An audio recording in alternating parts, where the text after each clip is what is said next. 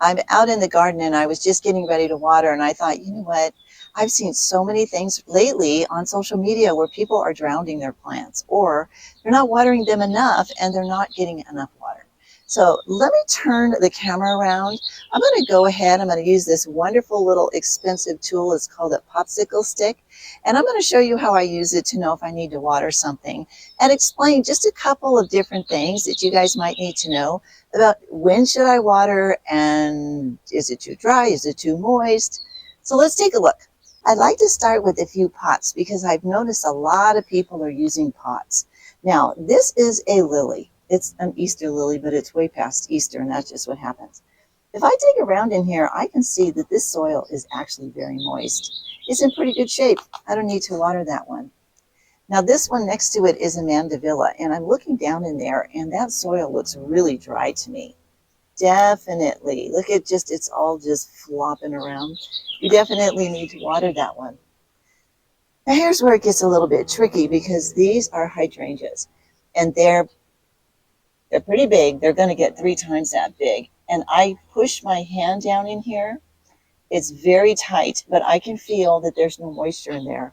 Those ones, I bet you, are getting ready to wilt if I don't do something about it. And the reason why I know this about this plant, I transplanted it into this pot. And they have very large root balls, and so I know it's root bound in there. Water your hydrangea at every opportunity. And if it starts to turn a little bit yellow, back way off. Now, they're not swamp plants, and they don't want that much water, but definitely water them every couple of days, especially if the weather starts to turn. Now here's another one. This is some milkweed that I'm trying to attract some monarch butterflies with, and I know that milkweed doesn't really like to have super wet soil, so I'm not going to water him today. Now down here in my bed, and this is on irrigation, but I had it turned off. Oh my goodness, you see how hard that soil is? I'm definitely going to give them a little bit of water just to loosen up that soil, and I think we should pull that weed while we're here. We have a lot of plants down in here that have big roots. The iris, these are daylilies. We don't have a flower yet. They all have very large roots, as well as the roses. Now, these roses don't like to be overwatered, so we want to be very careful. We never want soggy, that is for darn sure.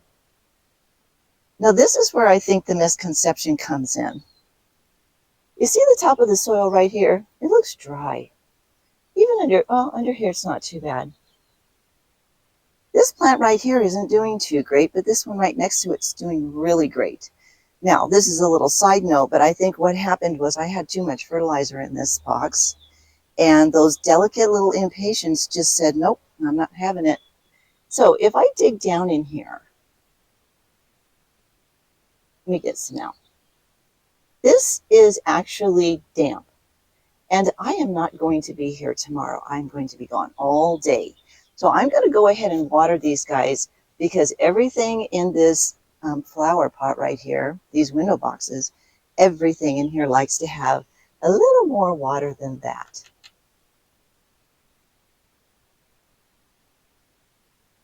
I want to take you over here and show you this pot right here. Honestly, this pot always needs water. This is a clivia and a lily, a calla lily, and oh my gosh, it's always bone dry.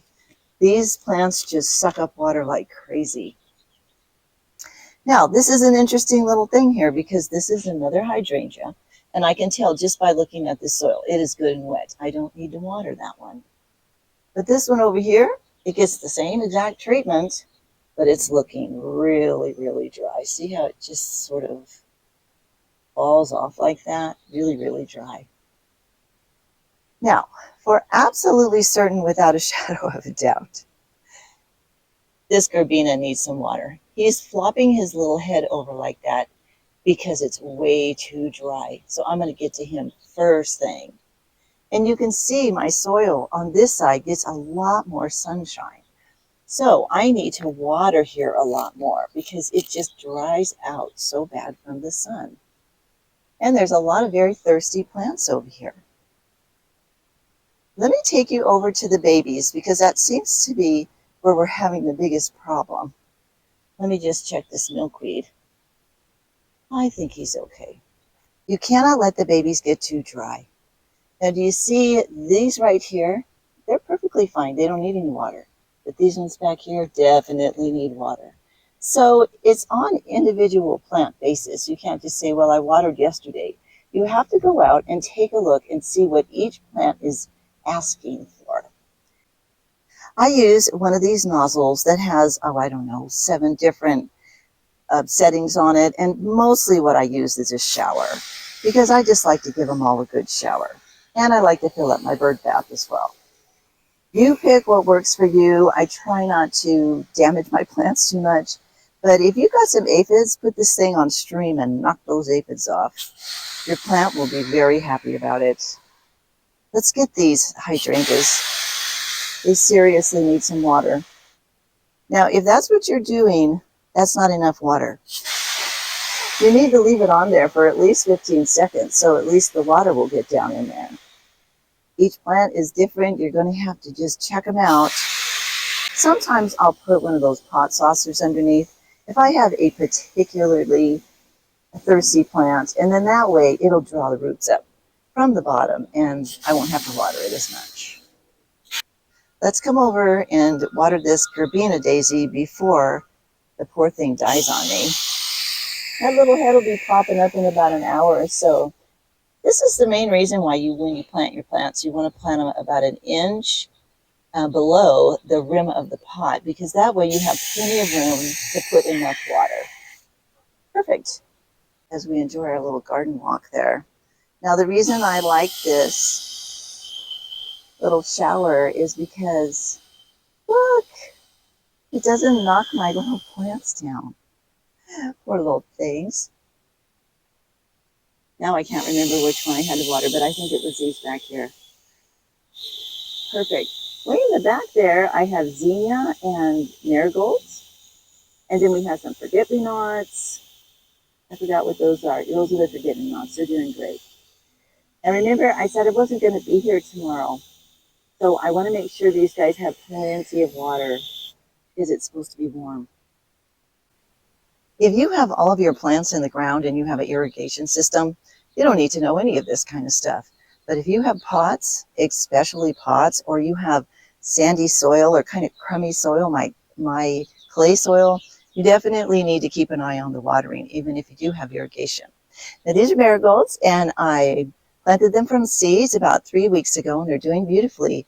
But they will dry out quick, especially when the weather starts to get even in the 70s. So I have to keep an eye on them all the time. Now, once I sink them down into the soil, I won't have to worry about them near as much. But anytime you have a brand new plant, a young plant, something in a really small container like this, it's going to need to be watered a little more than the other ones. And do your research. Just go on Google, type in marigolds, how much water, and it'll tell you. Once these things are established, they're pretty drought tolerant. But until then, they're not. So don't be fooled when they say drought tolerant. The babies probably aren't drought tolerant.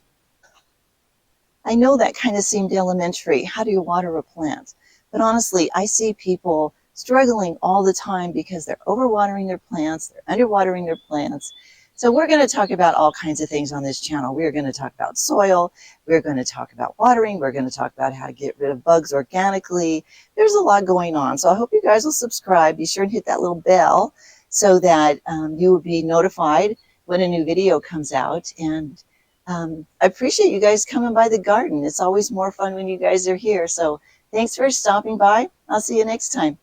By the way, if you have any questions about watering, go ahead and put it in the comments. I'll try to get to you quickly. See you guys.